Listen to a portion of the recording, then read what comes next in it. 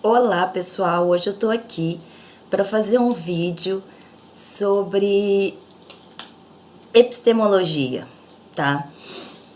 Para quem não sabe o que se trata, a epistemologia seria o método de a gente andar junto com o raciocínio lógico de como chegar a conclusões, no caso religiosas, tá? E como a gente chega a essas conclusões, então a gente vai tentar seguir o raciocínio religioso para que atinge o tipo de resultado, de conclusão de que Deus existe, tá certo? E mostrar de que as evidências, né, as clamações de que são evidências, não são exatamente evidências, tá certo? Clamações, assim como eu escrever um livro falando que Deus não existe, isso não é uma evidência de que Deus não existe, tá certo? Então, um livro escrito, Deus existe, não é evidência. Um livro que fala que a evidência é ele mesmo.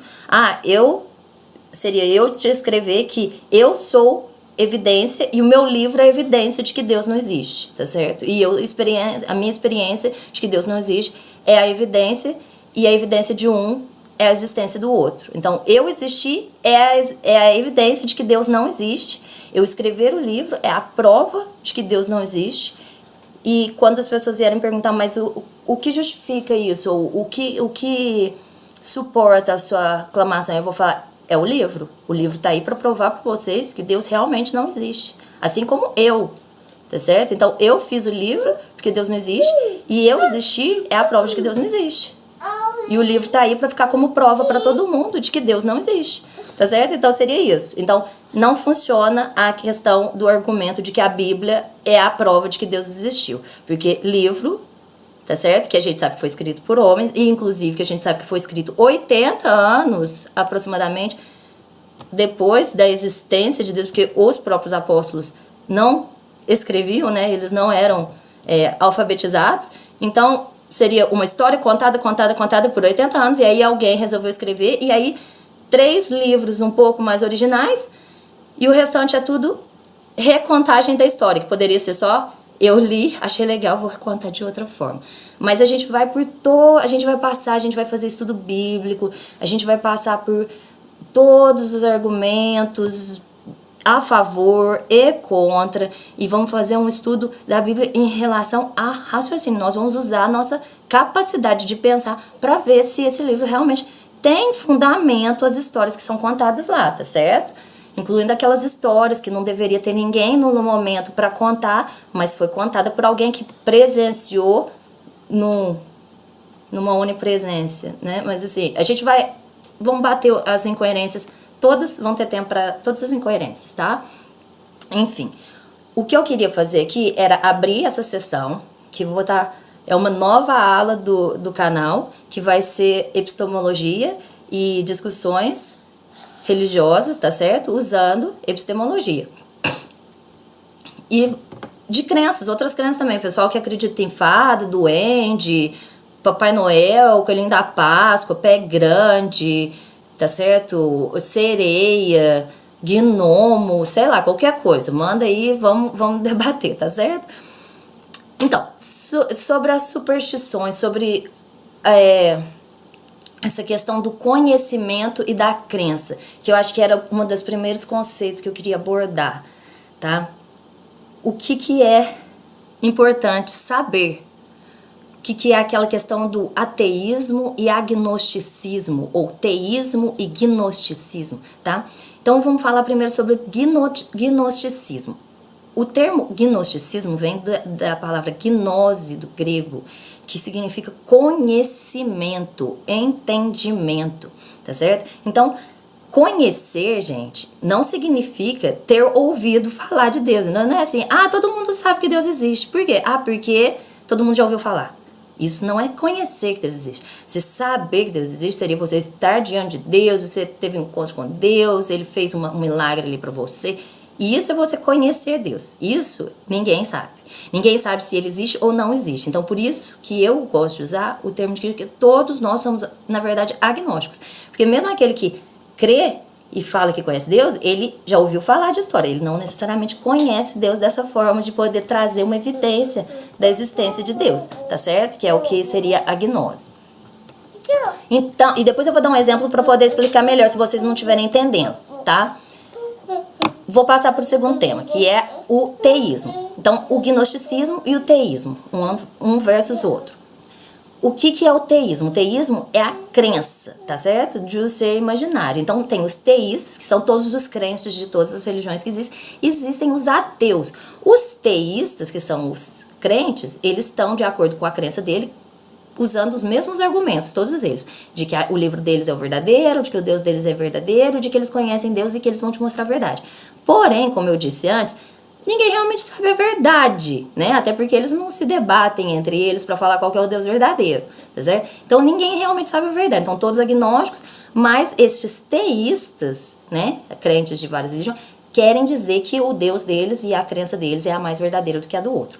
O que acontece com o ateu? O ateu, o ateísmo, é o que simplesmente refuta, recusa todas essas clamações, todas essas, né, essas pessoas dizendo que sabem a verdade, que vão te entregar a verdade. O ateu simplesmente fala, não, eu acho que nenhum de vocês, dos 1000 e tantos deuses e religiões e crenças que existem, sabem realmente a verdade. Então eu vou preferir ficar nesse limbo de não saber, da ignorância, sim, entendeu? Mas aberto a qualquer evidência que me mostre a favor de qualquer uma dessas existências que vocês dizem que vocês conhecem, tá certo? Essas pessoas são as teístas, as que estão baseadas na fé. E, detalhe, fé é acreditar sem ter evidências.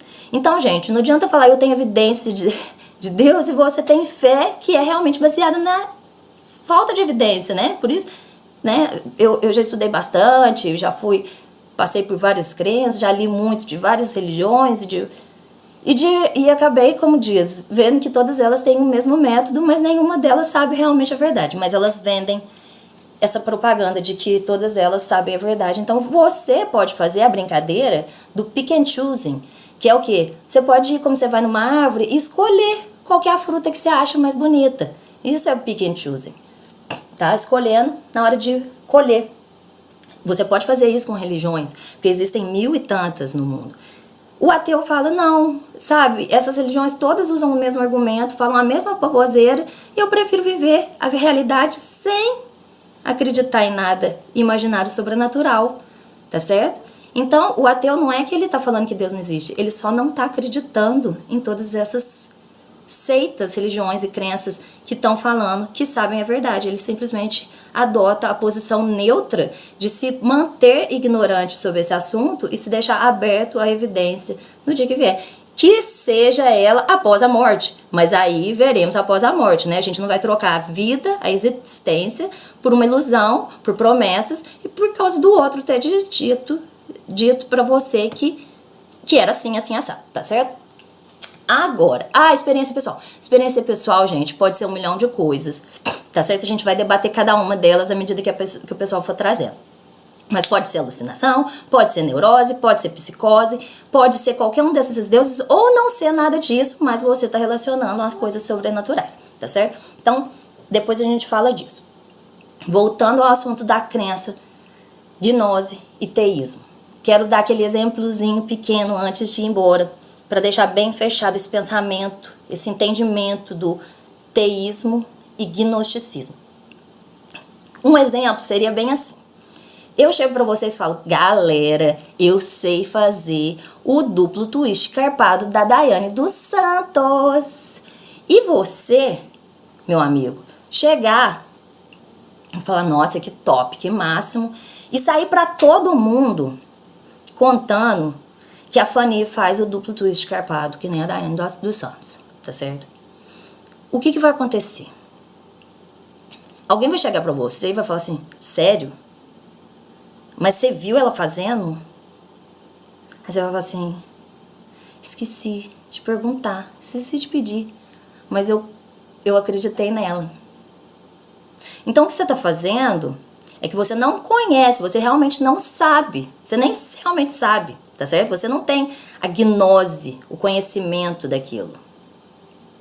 Mas você tem a crença, você tem o teísmo daquilo. E aí você sai pra todo mundo espalhando.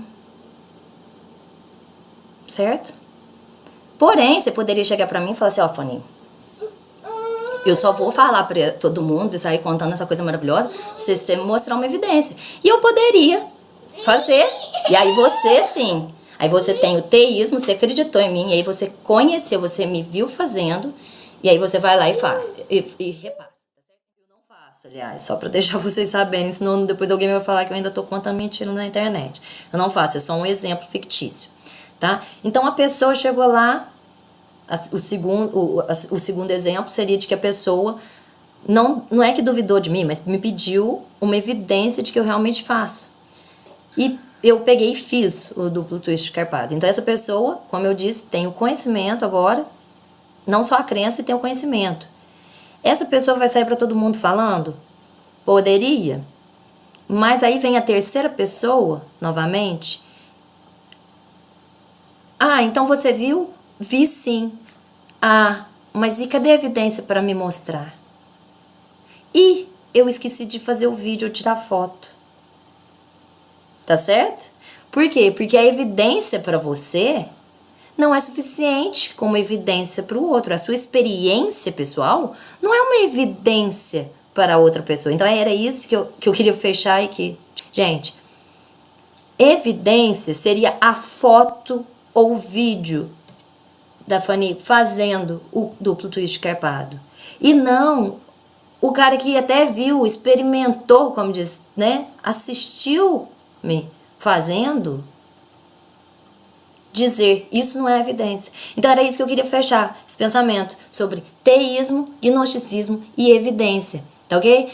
Se ficar alguma brecha, se ficar alguma dúvida, eu também não sou filósofo, eu não sou teóloga, eu só tô expondo a minha opinião para debater. Pessoal, fiquem à vontade, mandem sugestões, opiniões, dúvidas, curtam, compartilhem. Um beijo, até o próximo vídeo. Bye, bye.